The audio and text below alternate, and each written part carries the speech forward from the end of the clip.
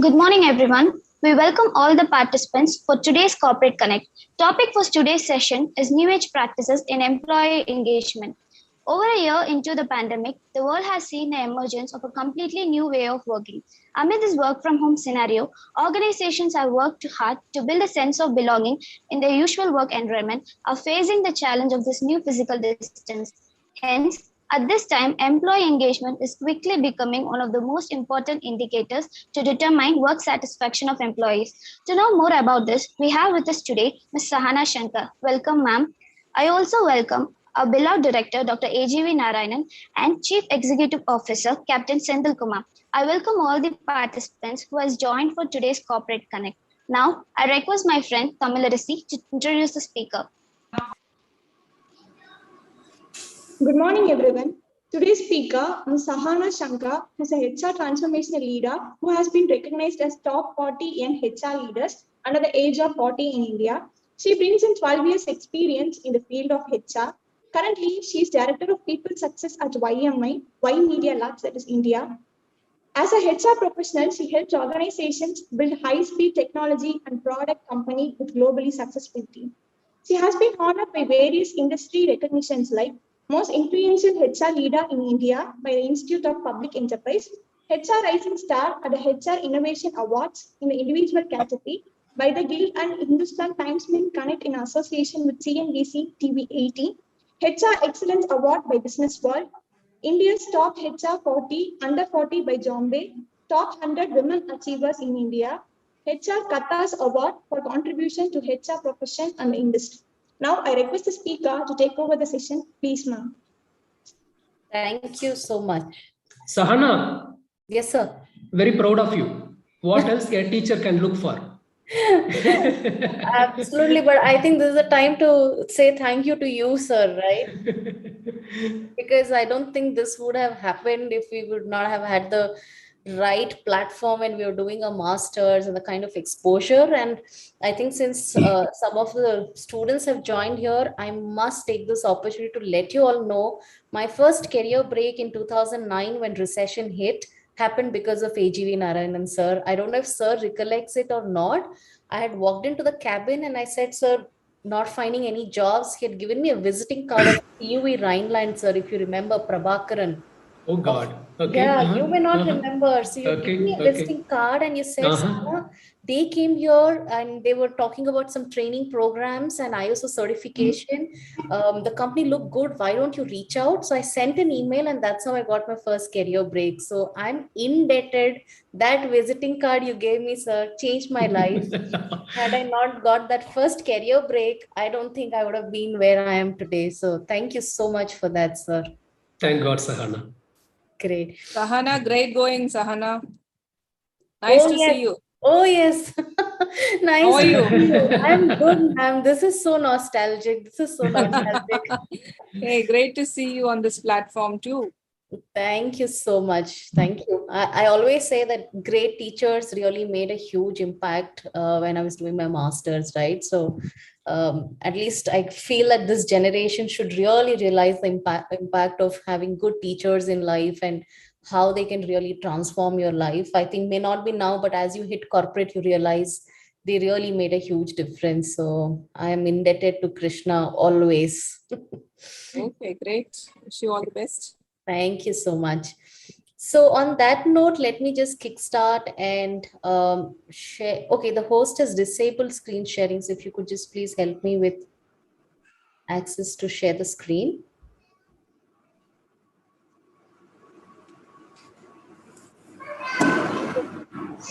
Who would be able to help me?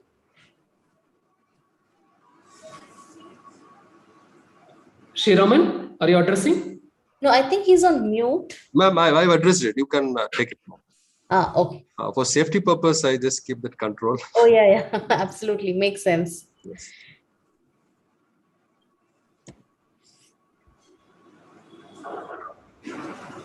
Great.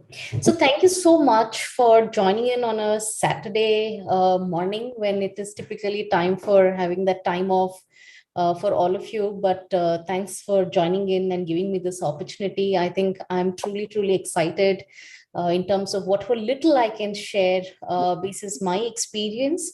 So how I've structured this entire interaction with all of you is maybe 30 to 35 minutes. I'll walk you through in terms of how is corporates looking at employee engagement? How has employee engagement evolved, post COVID? And one of the key things that, as a HR professional, we've heard multiple times is in terms of saying, apart from using your intuition, right, the emotional part, how are you going to use data, right? I think you're hearing extensively about saying, let's back decision making with data. So I'm going to talk about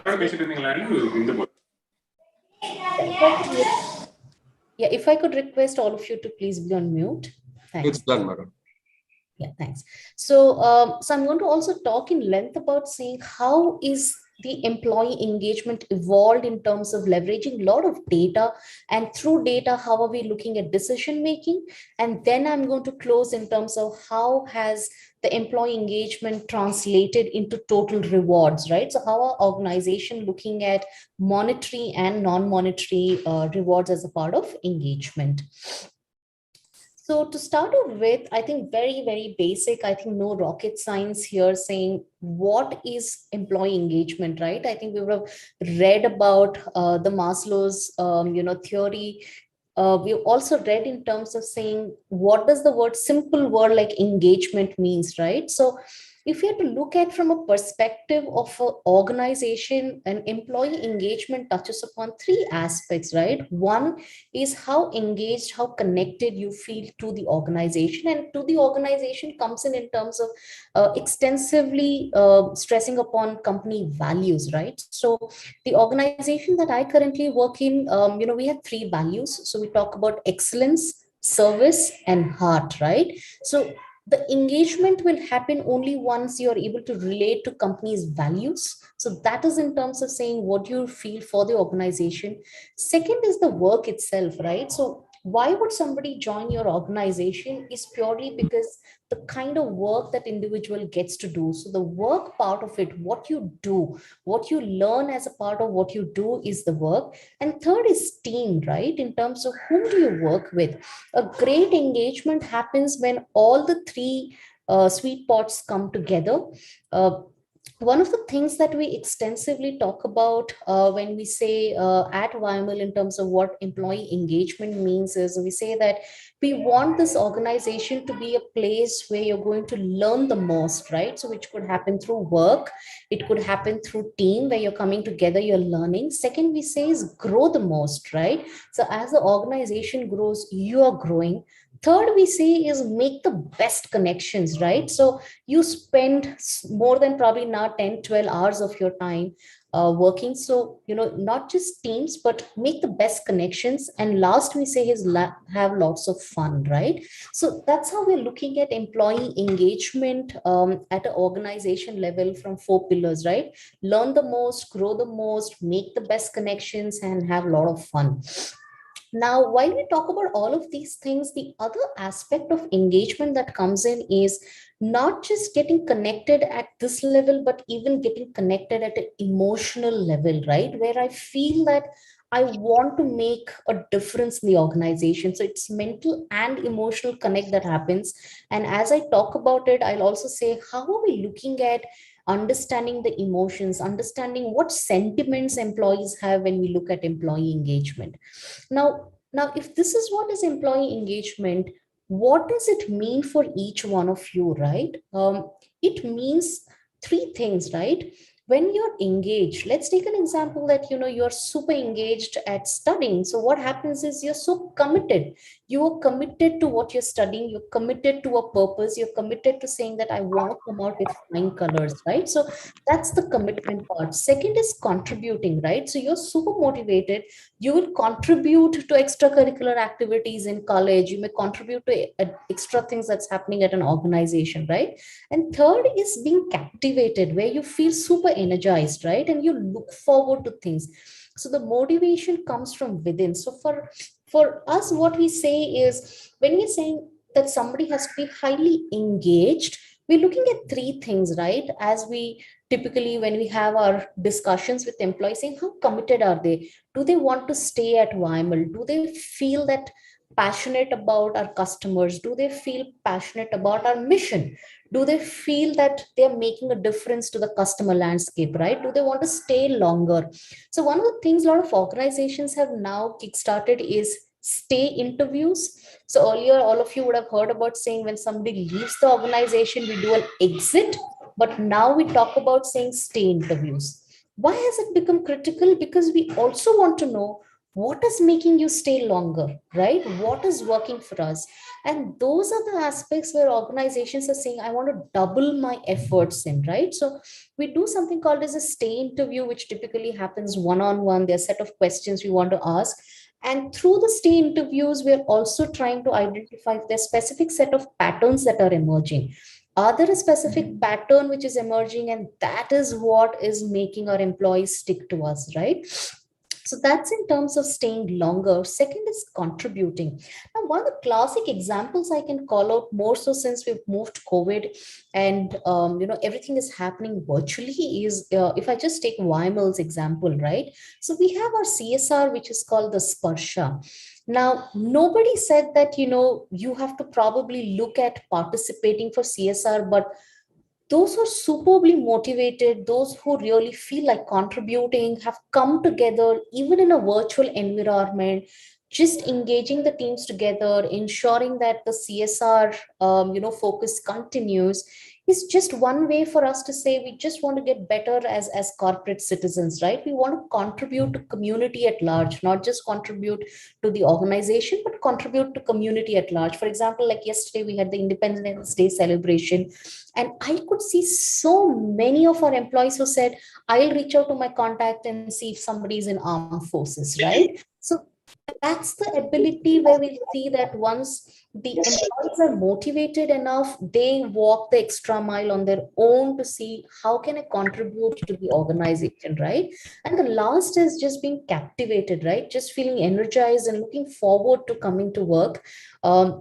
And look at innovative ideas. If you just look at YML as an organization, so what we do is we build, apps and websites, and this is a place where we have to really get innovative, right? And what we have seen is teams and individuals just coming together, even in a virtual world, and say, I foresee this problem coming up. I foresee this technology being used probably 3 months down the line, or the customer might come back after 3 months and say, can you give me this offering? Hence, can we innovate, right? Hence, can we come together? So we do a lot of these brown bag lunches, right? So where we say the team saying, even if you're virtual, get your lunches together. Let's come, eat and brainstorm together, right? So there are lunch sessions, there are brown bags, there are these coffee sessions that happen. Everything is virtual, right? So we've even done sessions like, the pizza sessions, right? Like where we say, everybody can go order the pizzas, but come together, let's brainstorm as you're having pizzas, right? So a lot of these things have just got innovated as we've looked at like a post-COVID kind of a world. Had we been in office, I think the situation would have been very, very different. But I think post-COVID also, I think we've still pushed the envelope in terms of, how do we continue to keep captivating, keep pushing the envelope in terms of innovation and idea generation.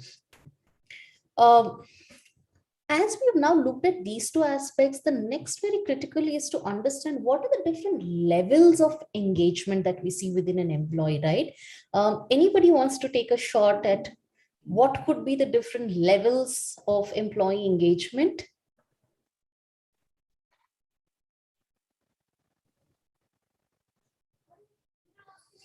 Okay, so we have 4 different levels. So in an organization, we do something called as RAG analysis, RAG, which is red, amber, green, right?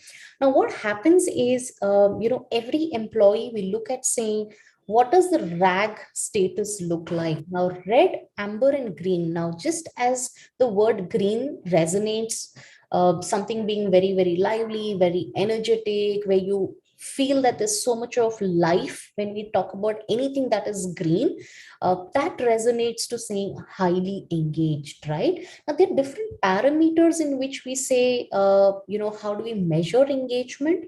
So what we do is when we work with managers, we tell them saying, identify who are your highly engaged employees, who are moderately engaged, barely engaged, and disengaged. Now, how do you go about identifying different levels of engagement, right? When we talk about highly engaged, it's very easy to make out, right? Like even in your own class, you can call out 2 3 people who are super engaged, who are extremely motivated, who would come forward, the minute the professor would say, okay, I want to do something, would any of you want to pick up this, right? So you can make out who's highly engaged. And similarly, in a corporate world also, you'll be able to make out who's highly engaged, right? They're somebody who will come forward to probably contribute to org initiatives. They might come forward and say, I'm going to do this training program for my team members. Or somebody is on leave and I may say, okay, I will pitch in, when this individual is down with COVID, right? So there are different levels that you can find out saying who's highly engaged.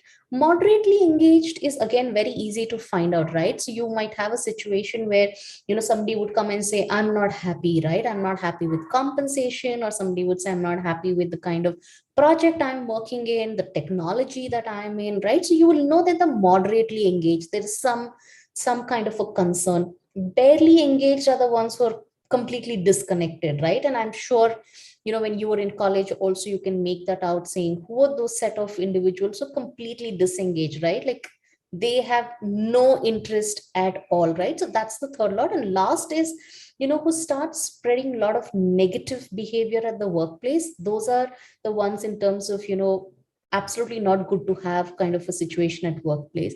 So while we have these levels of engagement, we use different tools and technologies to identify saying who's highly engaged. So we depend on tools, technology, and manager inputs. And in HR, we have the HR business partnering team, right? So while in HR, there are different teams that are there. So one of the teams that is there is the HR business partnering. The word says business partnering, right? So this is a function which partners with business in some of these initiatives, right? And what we do with this data is the critical part of it, right? Now, once we have this information with us, then we design an action plan, right? If somebody is highly engaged, we want to continue to invest in them, right? Because they are our superstars. They could be probably the one who will probably look at getting promoted, right? So we want to create a dedicated action plan depending on what level of engagement they are.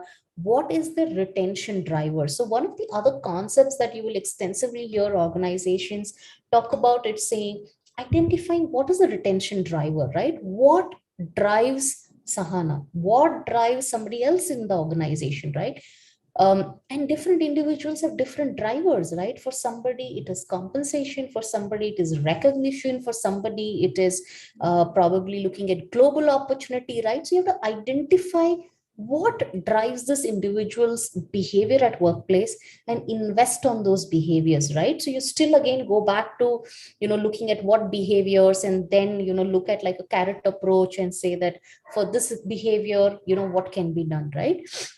So that's in terms of levels of engagement and how we use levels of engagement. And then this of course drives in terms of retention, right? So one of the biggest challenge the industry today is seeing is attrition, right? I'm sure you all have read the news, a kind of attrition organizations have been seeing, at least in last few months. It's absolutely mind boggling, right? So some of these things really play a critical role in terms of just improving on your retention numbers.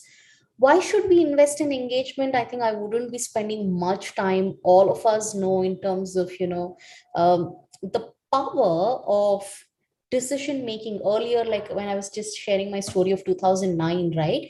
Like any organization who gave me a job, I was indebted to them, right? But today the power has shifted from a company to a candidate, right? Now that power has shifted because there's wealth of opportunities that are there. And hence you have to invest in engaging the employees, right? You have to create those kind of experiences for them.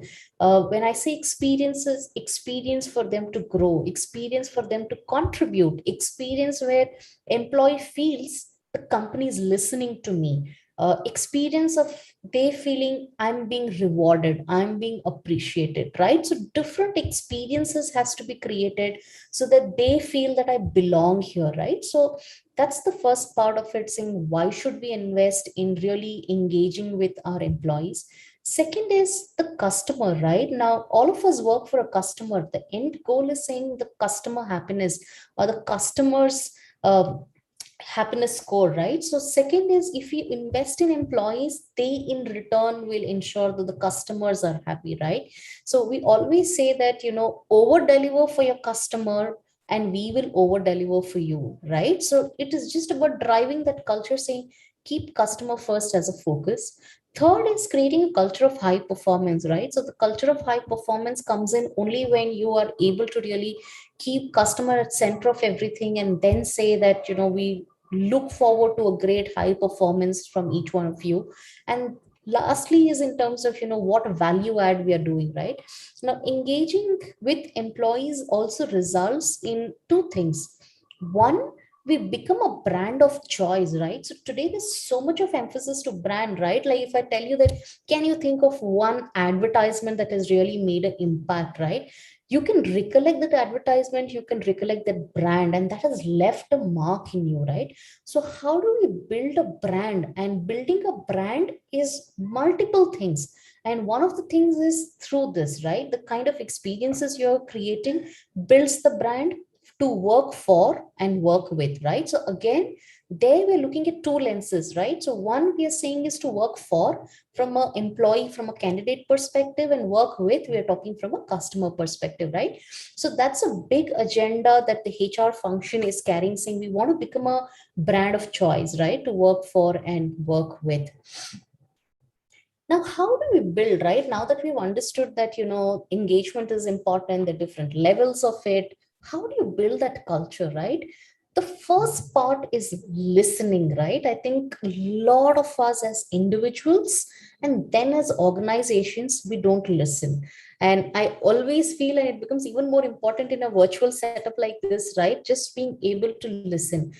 So this is the first part of it, saying how do we create a culture of listening? And every time I set the goal for the function, I always say, I want to create an organization which is a listening organization, right? Minute you listen, I think a lot of problems get solved, right? And you can relate to your individual stories, right?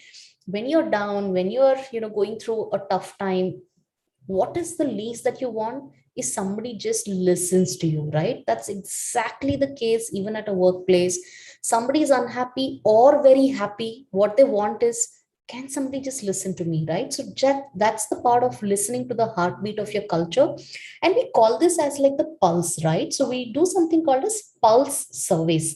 Now just like they take a pulse of your body here to get a sense, saying how is the body behaving, similarly, at organizations, we call that as pulse surveys, right? And that is for us to get a pulse, saying what's working well, what's not working well, what's the pulse of the organization for this week, right? And we'll talk about it, saying how do we get a pulse of the organization. So that's the first part, saying listen. Um, Second is, once you've heard, diagnose the results, right? So a lot of times, things fail because we have data, we don't utilize the data, right? So we don't analyze the data, saying what's coming out. Now I might digress a little and touch upon different aspects for you to get a sense, saying not just this data. Now for example, we get wealth of information from insurance data, right? So as you get into corporate, you have your corporate insurance that covers you, right? And I always say that corporate insurance data on a month on month basis talks about wealth of information. Now, what does it talk about, right? Now, there's so much of emphasis on wellness. And I personally enjoy to see that insurance data because one, it gives me a view in terms of what's my employee health, right? How many of my employees have gone to a hospital for what kind of diseases? right?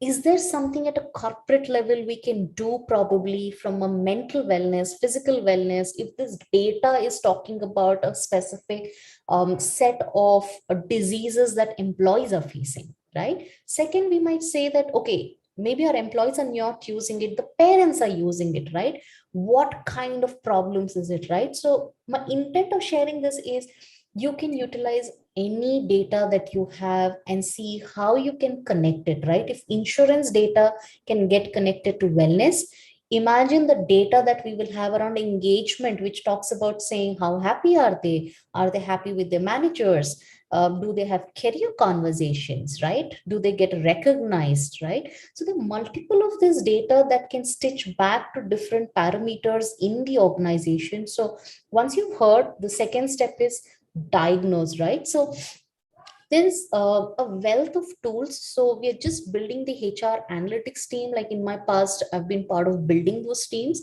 So what we do is run different kinds of tools and technologies and run these reports through to see if there are any specific trends, patterns, and then stitch back and say what action needs to be taken, right? Now, one of the examples I can give you in terms of how we have diagnosed the data, and this is something that very commonly we do is, every year we hire from campus. It could be MBA or engineering campuses, right? And it's a bigger volume of individuals who come in. So one of the common things that we see is after 1, 2, 3 years, how have these individuals performed on the job, right? Now let's say, for example, that this Monday at YML we onboarded 25 freshers. So we go back and evaluate how have these 25 freshers performed on the job, right? And then we want to see a pattern. If we hire from a particular college, is the performance better? If we hire from a particular stream, is the performance better? If we are doing a training and we're giving them like 8 weeks of training, is the performance getting better, right? So a lot of different analysis today organizations are doing basis the data that they have to just see that what can we get doing better from an engagement perspective, right? And third is create an action plan, right? Just like in life, we always say that have an action plan, right? Plan A fails, have a plan B. Similarly, you've identified saying what's working well, what's not working well. Have a plan in place, right? For every plan, we say that there's a sponsor, right? So we always say that somebody is a sponsor for this plan. So one of the things I can call out as an example here. So when we did a survey and we found out that a lot of them fresh from campus were leaving the organization. And then we said that why is that happening, right? So we realized saying that probably the compensation that we are offering is probably not at par with what the competitors offer at campus, right? So most of them get placed at campus. So we said that how do we want to tackle this problem, right? So we came up with the action plan and we said that we're going to create a 3-year roadmap for everybody who's coming from campus, right? So you join us the first year, you earn X amount, second year it is X plus Y, and third year is X plus Y plus Z. And we also said that the amount that you learn after 3 years, you can probably go back and, buy a bullet bike, you can buy a Harley Davidson. That's the kind of compensation you will reach at, right? So make the compensation in a way that you correlate it to things that they aspire to aim, or they want to buy after like 2 or 3 years, right? So the part here I want to say is that as you identify there's a challenge, you'll have to create an action plan. And with action plan comes in terms of not just creating the plan, you will have to communicate the plan, you will have to implement the plan, and you have to go back and see if that plan that you implemented has made a difference in improving your scores, right? So that's how you go back and say that we implemented a plan A, has the scores improved on those aspects, right? So that's the last step in terms of saying when you want to build a culture of engagement, what is very, very critical is that there's action plan. Now, as an employee, you would have given a lot of feedback, and if no action is taken, I don't think next time you're going to give that feedback, right? That's the same case, right? Anybody comes to you and says, how was the feedback for this session? If there is no action taken to improve it, we'll stop giving feedback, right? Hence, The third step, which is creating the action plan, communicating that, becomes extremely critical. Um, Key drivers of engagement, I think, the multiple key drivers that you can see here. I think some of them are very basics, right? For example, growth. All of us want to grow in our career, right? I want to have those kind of career opportunities where I can grow. Second is I want to stay happy, right? You're coming, spending so much of time. So just staying happy and contented, right? I think we spoke about relationship with peers, managers, the ambassadorship. Very critical driver is recognition, right? How are you getting recognized? What platforms you're getting recognized, right? So we invest extensive amount of time with managers specifically to do like a manager boot camp, right? So in the boot camp, every manager gets trained saying, how do you drive employee engagement within your team? How do you recognize your team members, right? And we tell them saying recognition can be small, recognition could be big, right? So how do you look at different platforms? So for example, one of the things that we use extensively is a tool wherein the minute you give a feedback to a specific individual, that feedback gets triggered to everybody in the organization, and they will know that, okay, Sahana is recognized so and so, right? And there's an opportunity wherein you can post this recognition to LinkedIn, to Instagram, to Twitter, whatever social media handles that you use, right? Because today you want to talk about some of these achievements to a larger community, right? You want to ensure that these are things that you want to take it to social platforms, right? So today we're not just looking at recognition in a very traditional way like earlier it used to be, right? And I'll talk about some very innovative things that we do under recognition, in terms of aspects of recognition, how we've looked. So for example, a lot of organizations have implemented service awards, right? Now, service award is typically for the milestone, for spending 3, 5, 7, 10 years. And organizations look at, service awards and recognition very differently, right? Like earlier, I recollect maybe one trophy, a watch, right? Today, the kind of millennials, the youngsters are coming into the workplace, they are saying that I want experience, right? So we just spoke about saying, how do you create those experiences? So today organizations are talking about saying, you know, take a vacation, right? Like 2 days, 3 nights, 5 days, 7 nights. If you've completed like 10 years, maybe 15 days of an international vacation, all sponsored by the company, right? This is, I think, how experiences have just evolved. So I recollect one of the experiences that I had was in terms of, when it's your birthday, like a BMW will come, and that whole day the BMW is yours, right? There are organizations when COVID hit, and we felt like we want to do something, right? We have shipped like mangoes to their houses. One day the entire food is on the house, and you'll get it like from the best of the 7-star hotel that you can think of, right? Like a properly dressed, chef would come in, get down from a car. It's all about those experiences, right? Because post COVID, a lot of things that you would probably do in office, I think, are not happening, right? So you'll have to just get innovative, seeing what could be done, right? So we've sent like popcorns and cupcakes across and said that it's like a movie night, right? So we'll probably play something. Who wants to come in, or if you're just binge watching on your Netflix, this is sponsored from us, right? So companies are really looking at different ways of saying what is recognition. Earlier, recognition meant give me more money, give me more hike, right? Like give me 1,000 rupees voucher, 5,000 voucher. But today, the definition of how you recognize has completely changed, right? Feedback, one of the key drivers is feedback, and I really want to emphasize saying why feedback is so critical, right? I will be touching upon different aspects of feedback, but one thing that I want to talk about here is seeking for two-way feedback, right? A lot of times, what I've seen, and I had this challenge myself, especially when you're new to a corporate world, is to give feedback to your manager, right? That is very critical. And that's something that I've really developed over a period of time, saying, feedback is not always about the feedback that I get, saying what should I get better on, but the feedback has to be two-way, right? And it could just be not just with your manager, it could even be with your team members, right? When the team members give you feedback, how do you give feedback to them as well, right?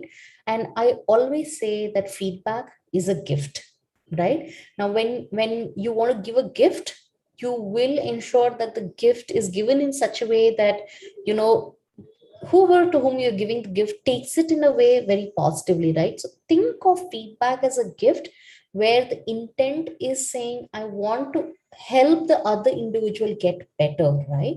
Now, how to give feedback is the critical part of it, right? You can still go back and say that what you did there was not great, but the how part of it becomes very, very critical, right?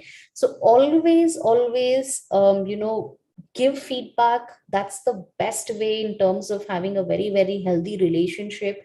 One of the things that I do, and you can do this even with your manager, you can do as you grow in your career. So every month when I have like a monthly career discussions, right? So there's so much of emphasis on growth. So we have a very specific career development discussions where we talk about what's your aspiration. Do you think your aspirations can be met in this organization? And that's the place I always ask my team members, what can I do better? What are the things that, if I had done better, you would have felt that probably I'm getting better as a leader, right? So that's one way of asking for feedback, where you are asking for feedback, right? And of course, with your own reporting manager, you can absolutely be honest and say, what can I do better? Have I done this well? Is there something I could have done probably better, or what did not work? Or if everything has gone well, what could have done still better, right? So with your manager, it's a lot more easier. And again, for feedback, I'll talk about how we're leveraging tools. You can get anonymous feedback, right? Because culturally, while I don't want to say that, but that's the truth, culturally for us, giving feedback doesn't come very, very natural, right? Like culturally, we are very hesitant to give a very, very open, honest feedback, because we feel that what will happen after the feedback, right? So I think that's the mindset we really have to change and say, I want to give a very, very honest, open feedback, because the intent is to help the other individual grow, right? So that's in terms of feedback. I think wellness, there's so many things happening under wellness, the kind of initiatives like, stepathon, walkathon with your Fitbits, multiple different initiatives around wellness and yoga, even healthy eating, right? So we have like a channel where we post about all the healthy eating, the recipes, right? So wellness is one aspect I think has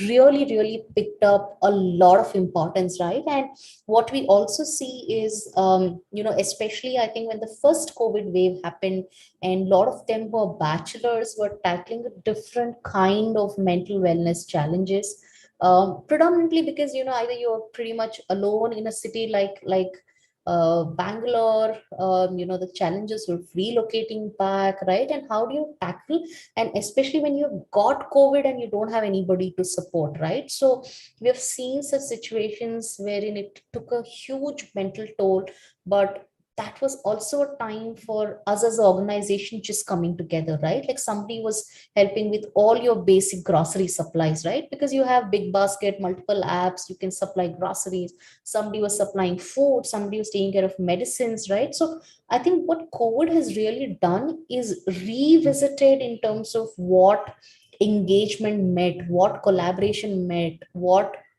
just standing on your values was all about, right? So we could just see everybody coming together just to ensure that this team member, comes out of COVID safe and secure, right? So wellness has seen a huge transformation, and so much of emphasis on wellness. Companies invest on wellness. Alignment is predominantly how do I align to company's vision, right? So very important, keep asking, what am I doing which is really helping the company grow? Am I doing the right things which is contributing to my customers problem, right? So that will help in terms of bringing in alignment. And last of course is the job fit and the compensations, which I'll touch upon how the landscape of compensation itself has changed, right?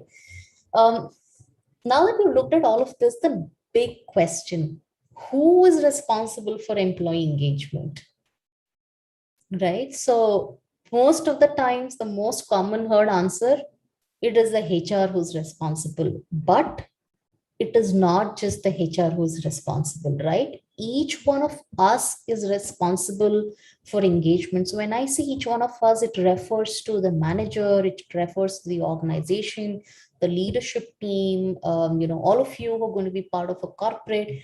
Each one of you is responsible, right? Like it's easy to say for somebody else to own that part, but that's not the reality, right? Engagement happens when each one of us own it up and say that I'm responsible and I contribute what best can be done. Now, some of the new age initiatives that we are using, now that we've looked at all of these aspects, one thing that's extensively being used is bots, right? I think with our lives getting redefined with Alexa coming in, I think even in corporate, it's got redefined with bots coming in, right? Earlier, I recollect, we had to go get feedback, but today we have bots who do that for you, right? Now, for example, as I'm making this presentation and my presentation gets over, had I been in office, the bot will send me a message and say, hey, Sahana, how did you feel about making this presentation, right? The bot will even send a message to all you who have attended the session and say, how did you feel Sahana's session was, right? And it will give you smileys, right? The smileys that we're so used to using those emojis now, and it will say that, why don't you use one of these emojis and give us a feedback, right? Now, bots are being extensively used for taking feedback. Bots are also extensively being used to understand sentiments, right? Now, for new joiners who join in right now, look at an organization like when I was part of Cognizant, like 2 lakh 3 lakh employees, humanly impossible that as a HR you have like a FaceTime with everyone, because the span that you manage is like one HRBP to 500 600, humanly not possible to be effective.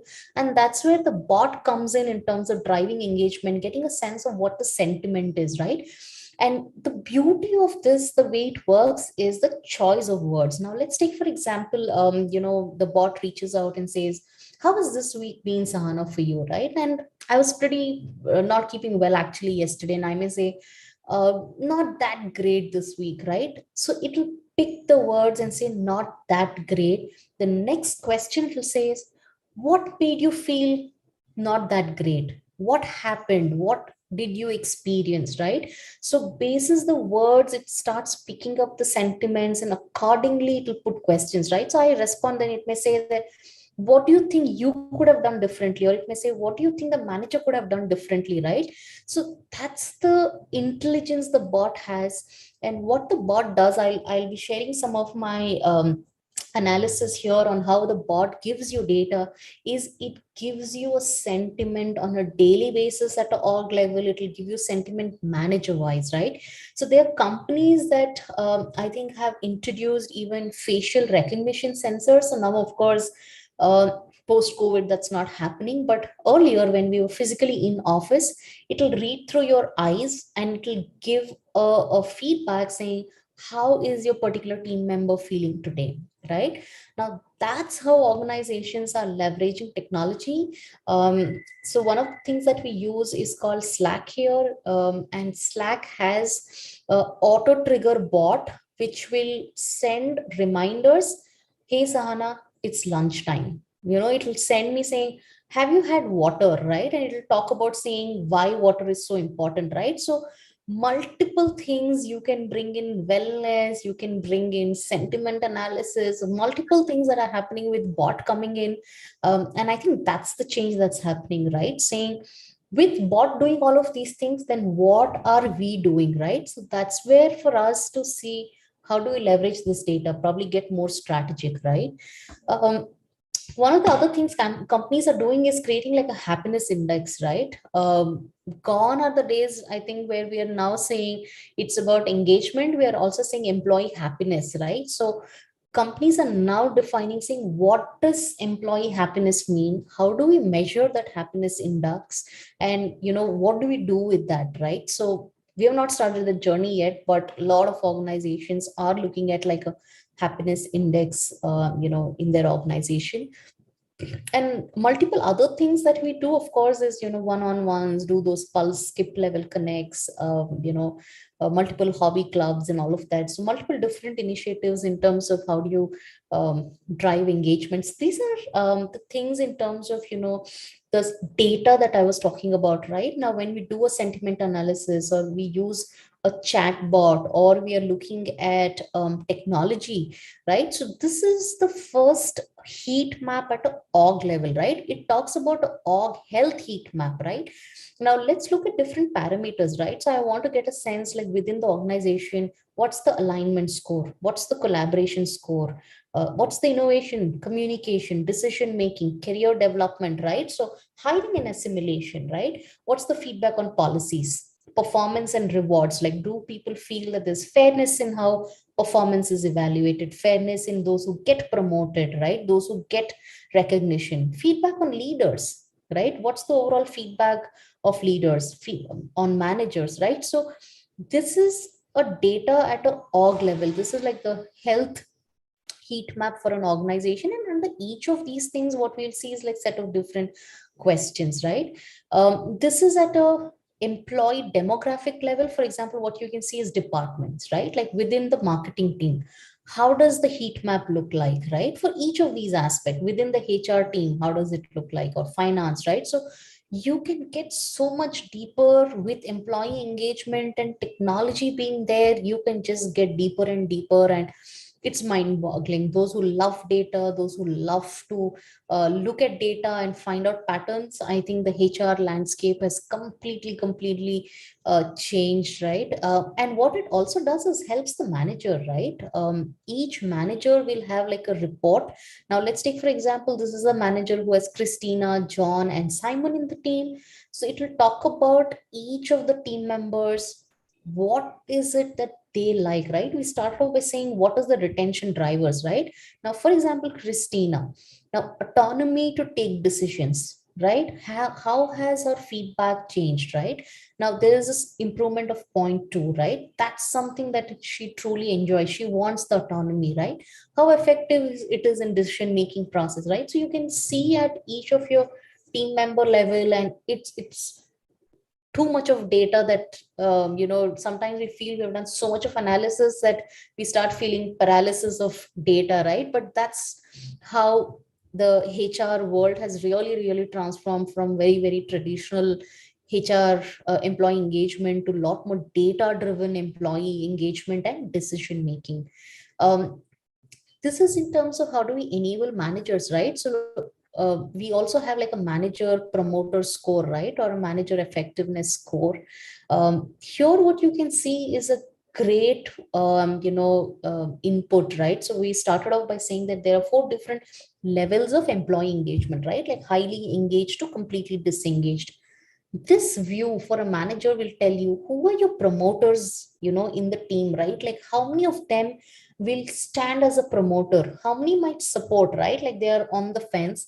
How many of them are detrackers, right? Who are completely disengaged, right? So uh, this also gives feedback to the manager saying how effective is your one-on-one, right? And has the score improved? So you can see, has the score improved? Has the score stayed stable? Has the score decreased, right? Actionable feedback. Do you give feedback which can be actioned upon by your team members, right? How much is your score on empowerment, right? So this is how even for managers, we look at wealth of data and we tell the managers, leverage this data, come up with action plan, right? So we work with every manager, basis the engagement feedback, saying how do you work on some of these action plans. um, some of the aspects in terms of tracking the progress, I think again we go back, do multiple pulse surveys to track the progress. One other thing that we do is AMA. So anybody wants to take a shot in terms of what AMA means? Maybe in the interest of time I will move. It is called Ask Me Anything, right? So one of the things that we've been extensively, so I joined YML around 1.5 2 months back, and the only thing I should be saying actually in the first few weeks I did is Ask me anything. And when we say anything, it means anything. They could even come and say, Sana, what show do you like on Netflix? Or it could even mean saying, what's your vision for HR, right? So this is something that we do extensively. This is also a part of giving opportunity to say that as a leadership team, we're listening, right? And feel comfortable to ask questions. That's the other thing, that a lot of us are not comfortable to ask questions, right? So that's how we say AMA, ask me anything. So it could be on leave policy, it could be tax reforms, it could be customer technology. Why are we hiring? Why did you remove, insurance policy? It could be anything. Or what do you cook the most, right? So anything, right? And this has really helped in terms of breaking those barriers and saying that as a leadership team, just being more available, more accessible, create platforms to listen. And this is also a platform today for the leadership team to go back and ask the team members, what does future of work look like, right? So one of the things that we do, so when we get into the meeting, while teams can ask us, we also ask the team saying, what does future of work look like, right? They always come and say, what's the organization's decision? Are we all coming back to office in December? If our second dose of COVID vaccine is done, can we all come to work? And we say, we don't want to make a decision which is top down. We don't want to make a decision which is prescriptive, right? I always say prescriptions are given by doctor. You go to a doctor, doctor will tell you, have this medicine morning, noon, this one at night. But as an organization, we don't want to prescribe and say, do this, right? Come to office, or we're not saying, be at home, right? So these are forums for us also to ask those questions openly and hear what's the pulse from the employees, and for them also to ask, right? And of course, you can leverage technology. So one of the things I recollect, I don't recollect the name. I think it was an Indian manufacturing company. They had a similar thing. And in manufacturing, this is before COVID, right? So work from home was something that was not very common, right? And we understand in a manufacturing setup, it's little difficult, or probably very difficult. So one of them had posted to the CEO saying, why can't we look at, work from home as an option, right? And this is the beauty of ask me anything, right? You can be anonymous, or you can call out your name. So what you can see here is, like, Rahul, he has posted the question openly, asking the entire organization, what's your feedback on the new leave policy, right? And then you can start seeing everybody responding, right? So the culture we want to build is, don't hide behind, right? Disclose your identity and give a feedback, right? So that's the kind of culture we want to create, where there's a lot of transparency. And then of course you can use emojis, right? Like 12 of them said great, some of them had some comments, right? So multiple things you can do. And as we're talking about feedback, right, where we're doing like ask me anything series, the companies today are not using the word called feedback, but they're now talking about feed forward, right? Now what typically happens is, the minute we say back, we're going back to the situations that did not happen at that time, right? And organizations earlier, as you all know, had like a appraisal of being done once a year. So you go back to last 1 year story and you say, this is not something that worked well. So we're saying, how do we look at feed forward, right? So we're talking about a model called a CFRD, which is conversations, feed forward, recognition, and development, right? So we're saying that the employee engagement has to be on the foundations of conversations, feed forward, right? Have conversations which are forward looking, where you're saying, okay, we couldn't deliver this project in this timeline. What could we do better, right? This quarter was bad for you. What can we do better, right? So it's all about forward focusing conversation. Then we say that recognition, make recognition as a very core. And fourth is development, make development as a core of your discussions when you're engaging with your team members, right? So that's in terms of feed forward. I think a lot of organizations are talking about this, implemented it very, very successfully. And I think it's made a huge difference just in terms of the quality of conversations, right? Because you're not getting into a discussion where your manager's coming and saying, oh, this did not happen in Q1, this did not happen in Q2. The thing is, it did not happen, but how do we now make it happen as we move forward? One of the other things that we do is crowdsourcing the feed forward. It's just a nicer way of saying we ask for a 360-degree feedback, right? Now, again, this can be happily done on a tool. Now, what happens, this is a great graphic, right? So I just made a presentation for all of you, right? Now, as soon as this presentation gets over, I can send in a trigger to all you 50 participants and say, what did you think of my presentation, right? And you can see a bar from rubbish, it goes up till great, right? So you can immediately just click of a button, give that feedback, right? And that feedback comes in real time.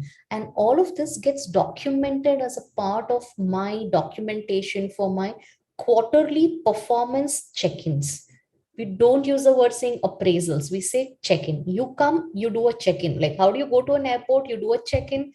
You come, you do a quarterly performance check-in, right? And that's the place where your manager will use some of your crowdsourced feedback, right? Like let's take a scenario that three teams have come together to work on a project.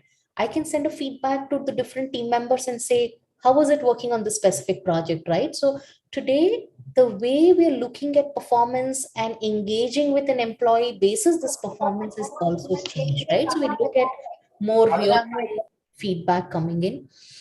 And yeah, of course, follow it up with multiple surveys. I think we looked at how do we create surveys, different templates.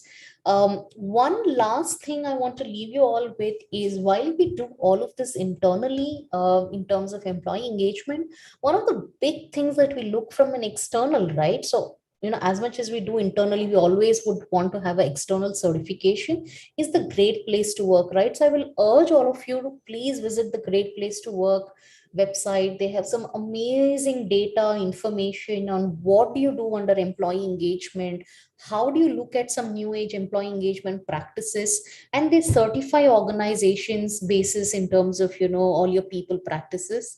This is a model of Great Place to Work. I think I'll not touch more upon it, but it encompasses all the aspects of employee engagement, right? How do you celebrate? How do you inspire? How do you develop? How do you thank your employees? Create a sense of pride. So worth a visit to look more into Great Places to Work model. And one last concept I would leave with, now that we've looked at all the aspects of engagement, two core aspects to engagement is compensation, right? Only when you feel you're well compensated, you are engaged. So one part of it is compensation. So companies today are looking at retention bonus, considering how the attritions are. We look at high potential benefits, right? We look at ESOP, wellness wallets, right? So you tie up and then, give amount for wellness wallets. We give learning wallets, so multiple different things when it comes to compensation. And there are organizations, you will be surprised to know that the compensation is openly disclosed. So everybody's compensation is known to everybody. And that's the amount of transparency and trust and belief in their compensation philosophy, right? So one such thing happened in Google, and the Great Place to Work Institute that I spoke about. In GPTW Institute, everybody's compensation is known to everybody, right? Have we evolved till there? I don't think so, but I feel that should be the journey where we absolutely feel comfortable and we feel our compensation philosophy is so strong enough that we believe in terms of what compensation we have offered and we can openly discuss about it, right? And the last part of compensation, which is the non-monetary part of it, and a lot of organizations are investing money in the non-monetary part of it, right? Because you can't fight the battle on compensation, right? Today, you're getting 10,000 more, you go somewhere else, you'll probably get 50,000 more. So it cannot be a battle of fighting on competition, on compensation, but it has to be on experiences, right? So that's the thing that companies today are looking at, saying how do you create experiences, right? So I worked in some of the organizations where they said, oh, you love the FIFA, we sponsor you like the FIFA final match tickets, right? You love some other hobby, we sponsor that for you, right? Or a bike ride to whatever destination, it could be river rafting, hot air balloon ride. So companies are just getting innovative as they can get in terms of saying how do we drive some of these things through non-monetary part of it and continue to focus on, the intrinsic motivation of that individual? It could be a hobby, a passion, and look at creating those experiences which will stay with an employee for a longer period of time, rather, fight the battle in terms of, compensation. So I think, yeah, that's what I had in terms of talking about how the landscape of engagement has moved. And I always say that you're never too old to set a new goal or to dream a new dream. So keep dreaming and set big, bold, ambitious goals for yourself. On that note, thank you so much. And now I would really want to open up for any question and answer or any other points of discussion. Thank you so much. So wonderful listening to you, Sahana, after almost 11 years, 12 years. Thank you, sir. Absolutely. Okay. You've come a long way. Congratulations. And I wish you all the best in your career. Thank you. Sahana, let me take the role of the teacher now in terms of asking questions. Okay. Sahana, as far as the designation is concerned, especially in HR area, it keeps evolving over a period of time. Am I right? Say, for example, take your own designation for that matter. You are called a director, people success. Am I right? Yes. Okay. So can you just talk about that? How it has evolved over a period of time? Because we do talk about CPO, we do talk about CHRO, CFO.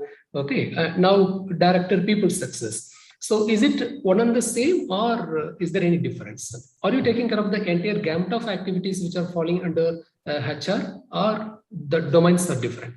Yeah. So great question, sir. Thank you so much. I think what has happened today is, I think a lot of people fancy for titles, right? And what organizations are saying is that, we are okay to give you those fancy titles, right? Okay. So Okay. you might be having a fancy title, but the role is still the same. So now, for example, here, while it says director people success, Okay. it involves the entire gamut of HR, right? Now, Okay. earlier we used to say HR, but today organizations don't want to call the function as HR, right? They call it as a talent team, right? Because you work with talent, you invest in talent, right? So they either say talent team or they say we are people function, right? We don't want to call ourselves as human resource, right? So the word resource has transformed to say it is talent, it is people, right? So that's how the titles have now changed in the industry to say, what do we do as a function? Like earlier, what would HR do? You are creating an organization where people are successful, either in terms of through looking at hiring, onboarding, career development, so on and so forth, right? The entire life cycle. So that's how the titles have evolved. So as you said, we also look at like chief fun officer, chief happiness officer, right? Wellness officers, right? So Yeah. completely changed. So we also talk about like head of total rewards. Like earlier it used to be like, you are head of compensation and benefits, but today we say it is rewards. Reward could either be monetary or reward could be non-monetary, right? So hence it said total rewards. And reward could mean anything. Just a movie ticket also could mean a reward for you, right? So we say head of total rewards, right? So head of like performance and growth, head of career development, right? So I think that's how the entire designation and titling has changed. And yeah, just keep pushing the envelopes. Good enough. Okay. Shiraman? Yes, sir. Yes. Participants, if you have questions, you can raise your hands so that I will call. Kalimuthu, please come in.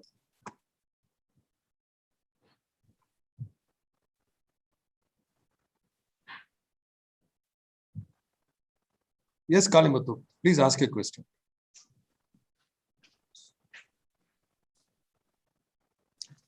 Yeah, Kalimuthu, you can ask a question. I think there's some technical glitch. Maybe we come back to him. Devinandani, you can ask a question. Yeah, you're audible, Kalimuthu. Okay, sir. Okay. Ma'am, my question is, when does conflicts arise between the employees? as a HR manager, what precautions we take to avoid conflicts?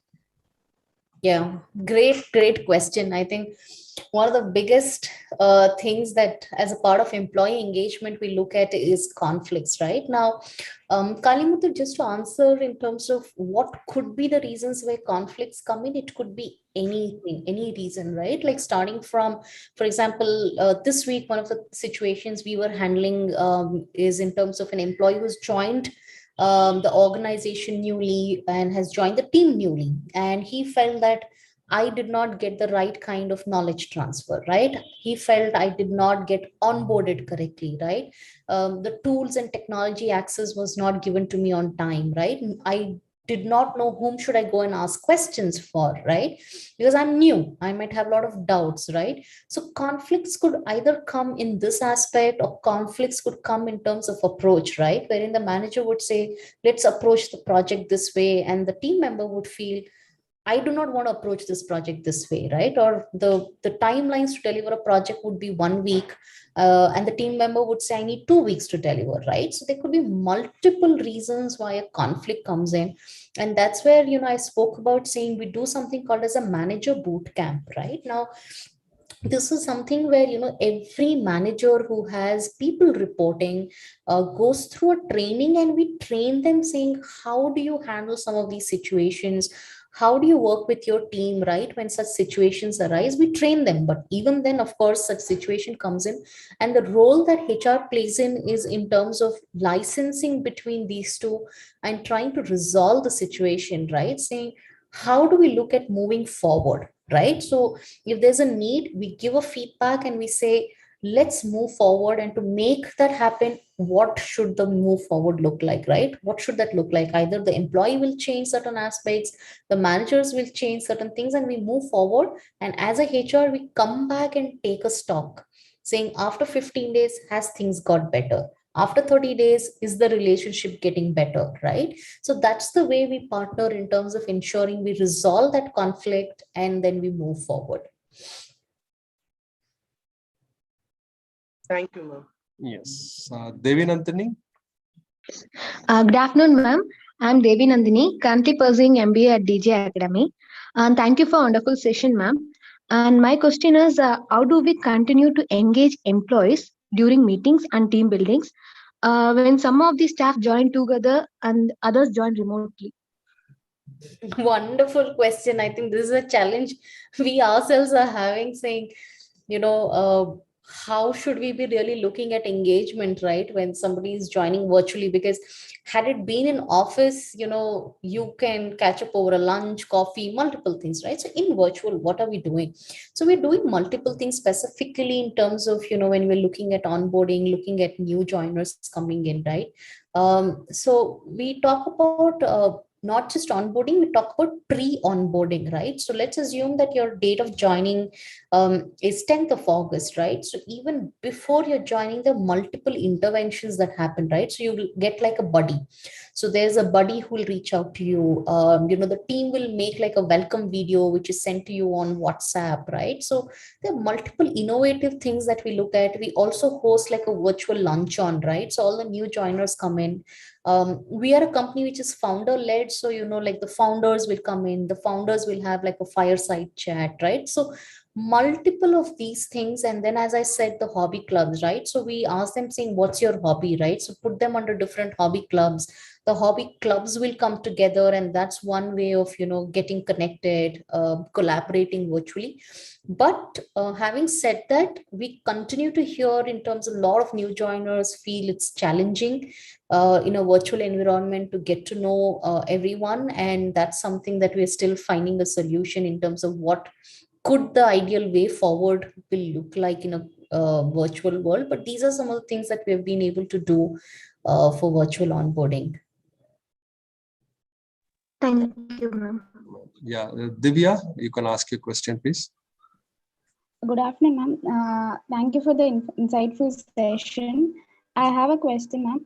Is employee attrition is high or low in the new normal? And does employee engagement have an impact on employee retention, ma'am?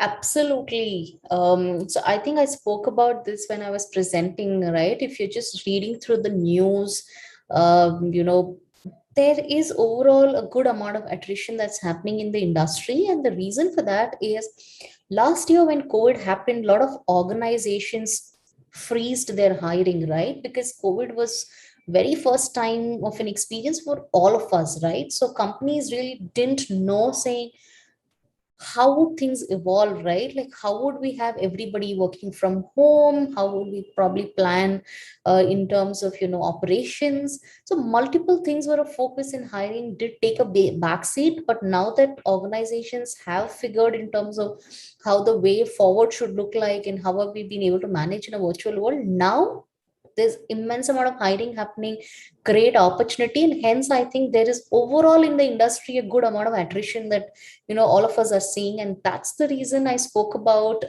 saying how investing in employee engagement is going to translate in terms of, you know, retention numbers, right? And you looked at that chart which spoke about saying what does engagement mean, right? Like engagement means 10 things, right? So you have to continue to invest on those 10 things. I'm just getting that chart so that that becomes little more easy. Just give me a minute. I just want to show that. Yeah, so this is the one I was referring to, right? So there are 10 things when we say engagement, right? So as you continue to invest in any of these things, you will start seeing that the employee is feeling more engaged with the organization, right? You look at recognition or compensation, or you look at growth, right? So you create opportunities where the employee is able to grow, or, you know, the relationship with the manager gets better, right? So these are the key drivers. So as you continue to invest on these 10 things, you will be able to see the retention numbers are getting better and higher engagement from employees. So there's absolutely like a direct correlation that happens in terms of what you do here to, you know, employee engagement, to your net promoter score, to your customer satisfaction scores as well. Thank you, ma'am. Sahana, one side, of course, the industry seems to be taking great efforts in terms of employee retention or employee engagement, so on and so forth. The another side, the same industry is also encouraging something called gig economy, temping kind of. What is it? What is the contrary? Yeah. So what is happening is now we spoke about a little in terms of how the bots have come in, right? And with bot coming in, there are certain aspects of work that is getting automated. And there are certain aspects of work where we feel that, you know, the same monotonous work is not needed, right? So while there's a certain set of work that's getting automated, the other aspect of the work, which is more short term, more temporary, is where we are saying that we're looking at temp staffs, right? Having said that, I think the landscape of how employees are looking at career has also changed immensely, right? Now let's look at a role like even in engineering, right?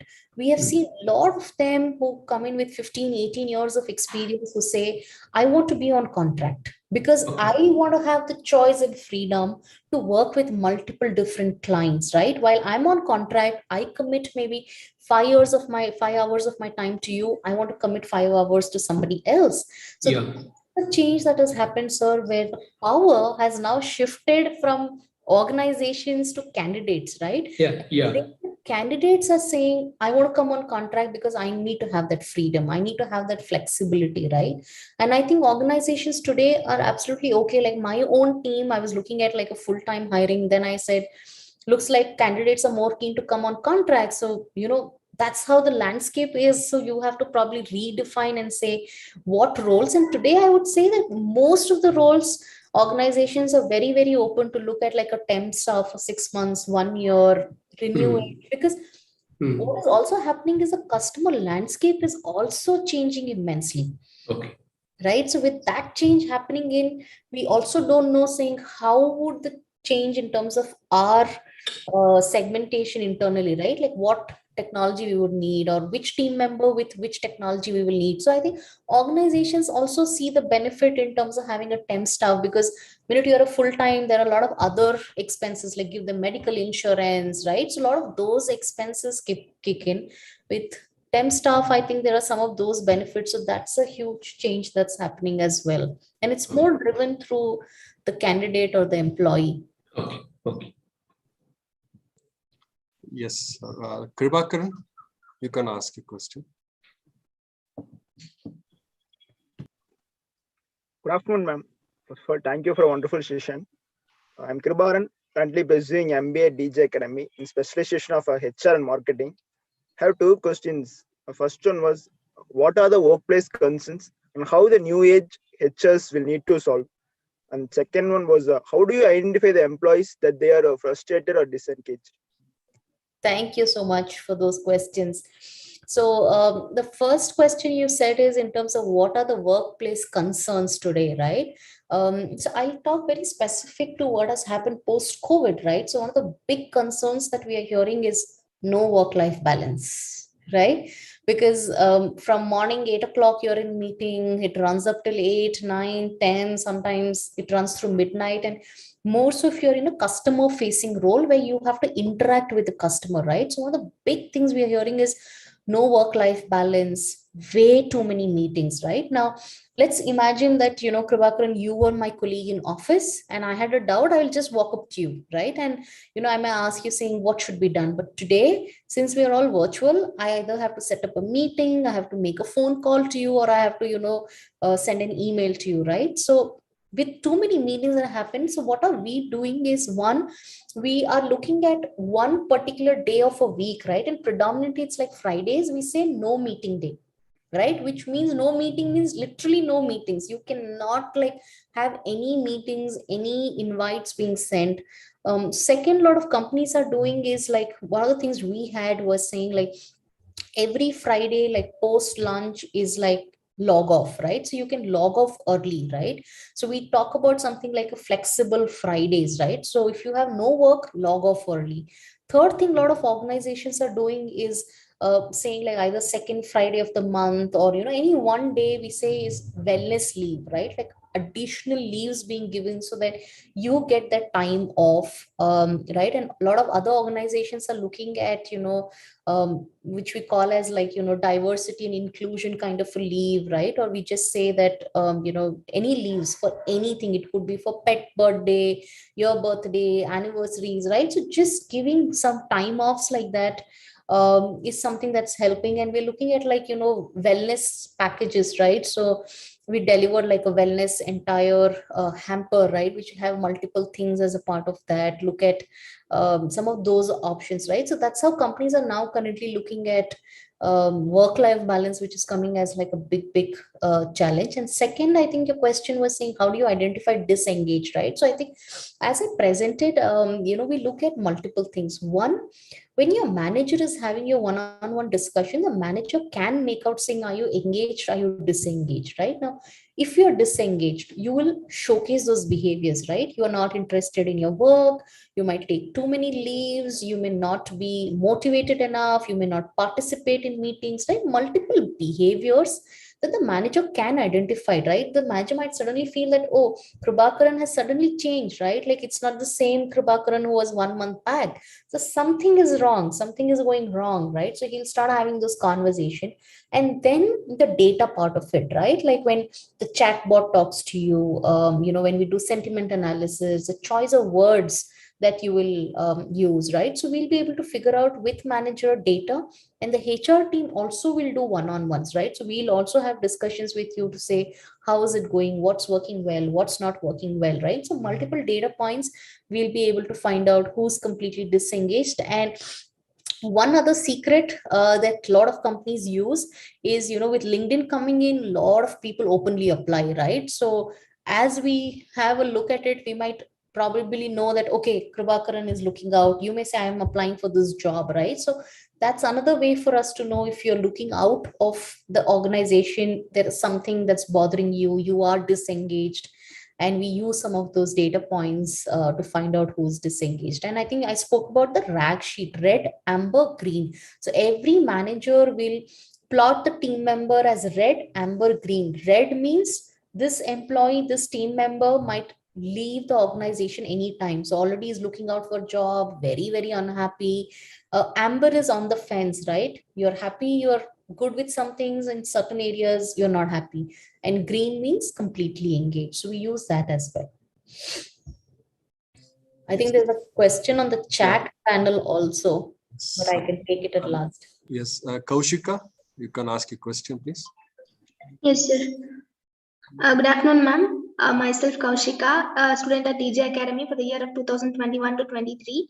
And my question is employee engagement. That is, employee engagement. What are the challenges we are facing in this virtual mode? Because we all are working in virtual mode. So, what are the challenges faced in this virtual mode? Yeah.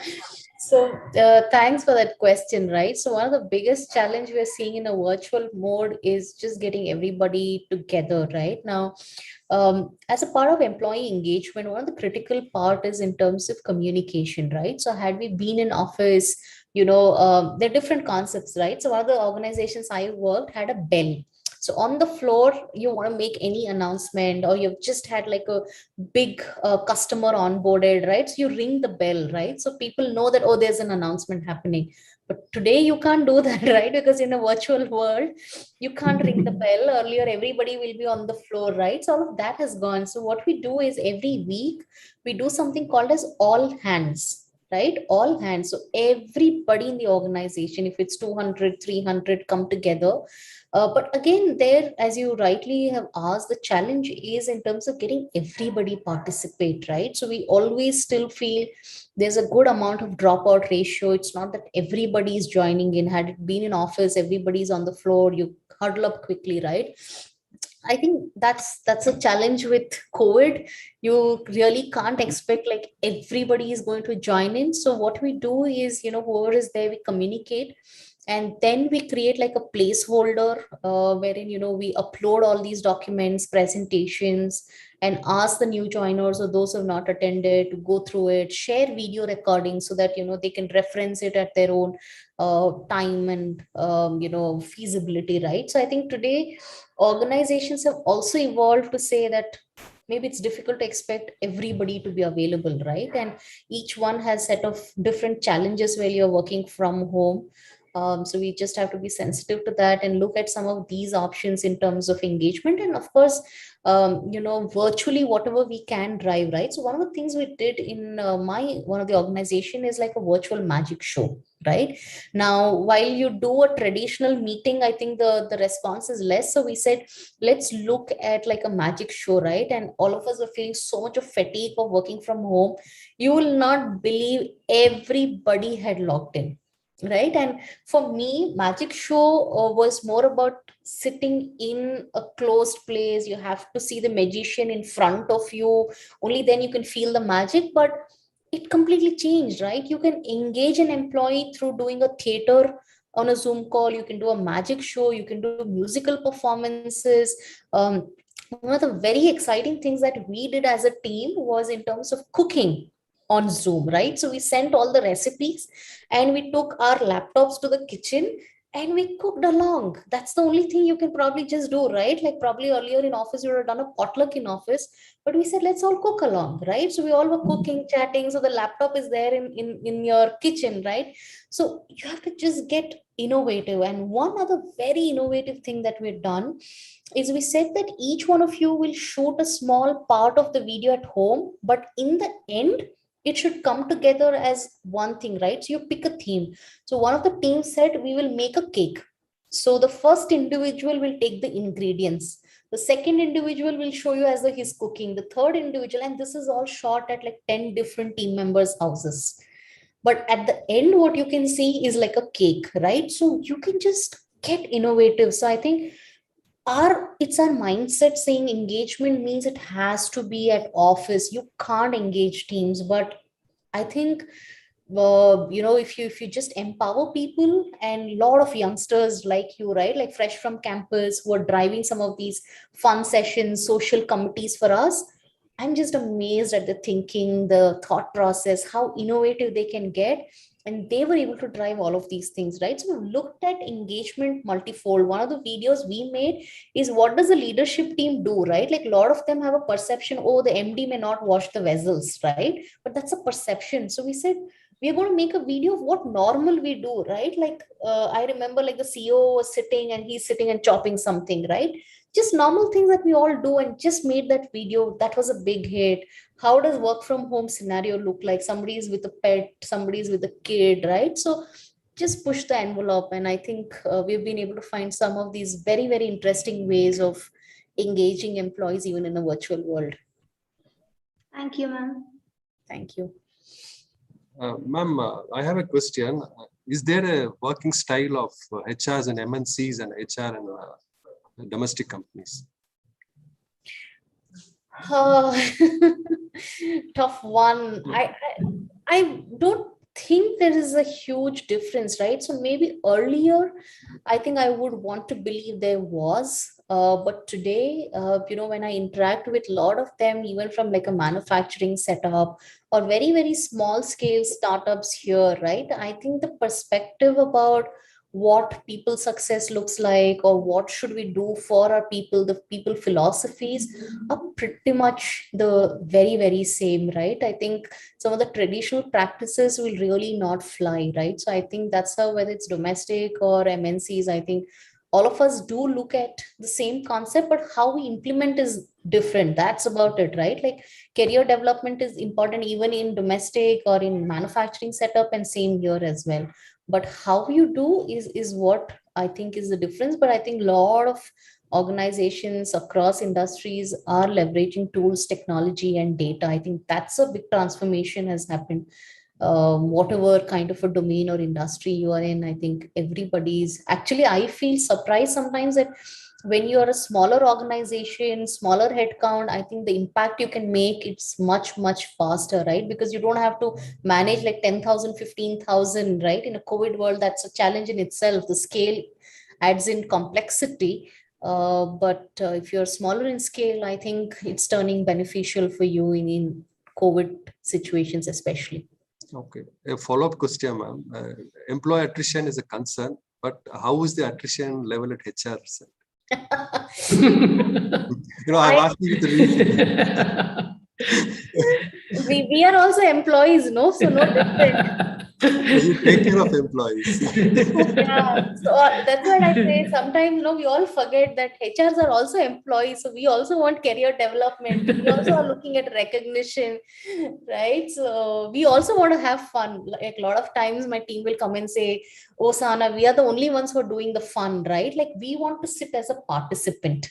Sometimes we want to be the participant, right? So that's where I always say that whether it's attrition, retention, career, recognition, it's never a HR agenda, right? A lot of times the challenge happens where they say, oh, it's a HR agenda. I say, no, it's an organization's agenda, right? We cannot be sole responsible for 1,000 employees. It's humanly impossible, right? So it's a mutually driven agenda, right? So when we do goal setting, I very clearly always tell this is a goal that has to be a joint goal, right? A joint OKR, a collaborative OKR. It just can't be my OKR, right? I'm not only responsible to ensure the retention numbers happen. If the managers are not owning that up, anything that we do at a corporate level, at org level, will really not fly, right? So some of these things become joint, and I think HR also are employees, so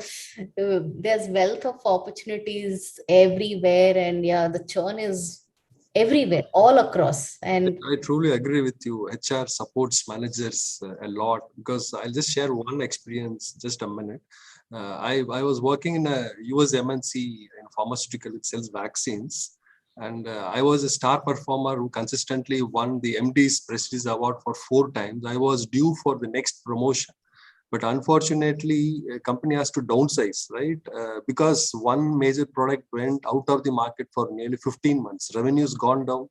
It has to downsize. I still remember how my HR manager was taking care of me, because I will have to take care of my team.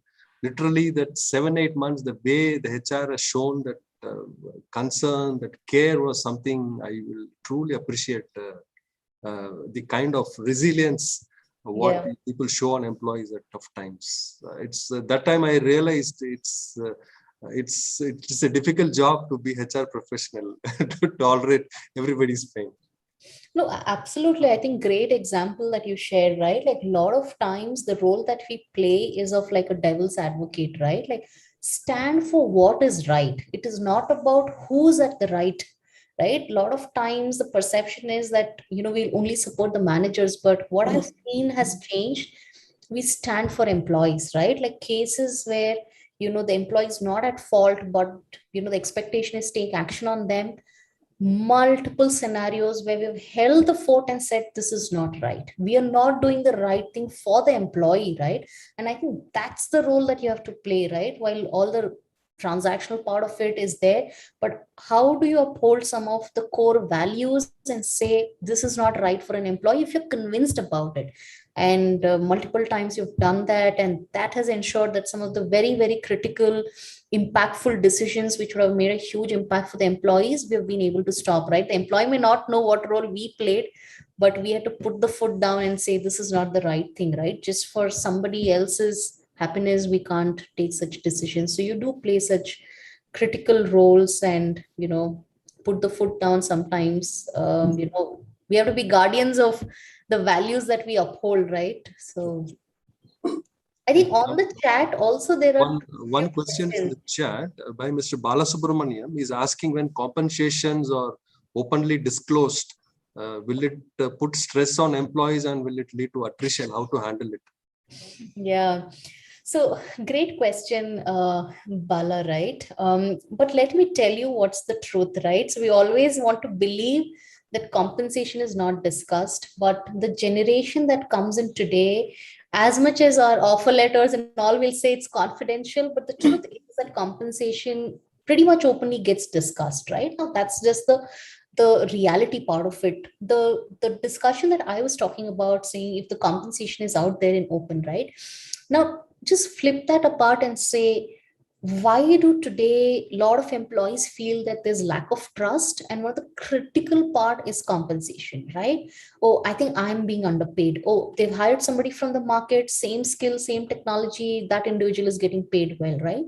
So organizations who have a very strong total rewards philosophy, very strong comp philosophy, and one of the things a lot of organizations do is compensation benchmarking, where they say for every role in the organization, what's your min, what's your medium, what's your max, right? And they even plot it at like, starting of the range, P 20th of the range, P 70th of the range, right? So if you have some of these things very, very well structured, well laid out, I don't think organization needs to fear. And this is something we were really, really exploring in one of my previous organizations, saying, how confident are we as an organization to publish the ranges of the compensation for every role? And if that had to happen, it means we truly, truly believe as an organization, one, we have been fair.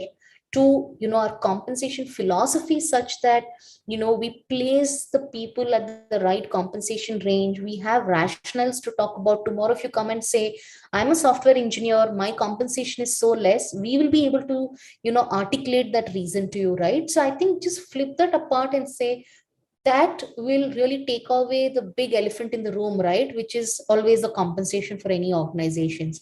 I think in India, we've really not reached that stage of maturity, because it is not just maturity of the organization, but the employees also have to mature to be able to handle such conversation, discussion, access to compensation ranges. But as I said, like Great Place to Work, which is a body which certifies organization, they have done that, right? And they feel that that has really, really helped them in a lot of ways in terms of being transparent, building that trust. So it is about seeing how you look at how much of maturity organization has. One of the things in my previous we did is that, while we did not publish the ranges, but we said, you can ask for a range, right? So you can openly come to your manager or leadership team and say, I am a DevOps manager, I am in finance team. what is the salary range for this role, right? And we will let you know that ranges, right? So that's one way of instilling trust in the employees, and employees will actually take it a lot more positively. One comment on that. Actually, certain organizations, they also do some benchmarking with the external organizations. Yes. But it's an amazing presentation, and really you covered a lot of things that are happening in this new gen situation. I think back in our good old times, it was the Kita philosophy that worked. So either you work or get lost. But having looked at your presentation on the engagement part, I just wanted to share a part of our organization's situation also. When we talk about engagement, we are looking at people who are educated, who have the skill set and the knowledge. We had a situation where we were dealing with drivers who were transporting very sensitive petroleum products crisscross across the country, and creating third-party fatalities. And they wouldn't, they are unskilled, they are basically doing the job, it's a thankless kind of thing. And this same situation, how do you make them feel engaged, and how do you prevent them from doing third-party fatalities and stop killing people? Because as a multinational organization, for us, that was important. So it is possible not only for the educated class to be feeling engaged, it is also possible to extend that to that class, because we brought in systems where when he gets into the truck, he would have an onboard computer which would wish him, check which is the route that he's following, tell him the weather conditions, and every kilometer that he drives safely, there will be a amount of money that would get added to his account. So from a fatality rate of about 12 people dying on an average, we brought it to 0. So it's not only that class that who are educated that needs to be looked after.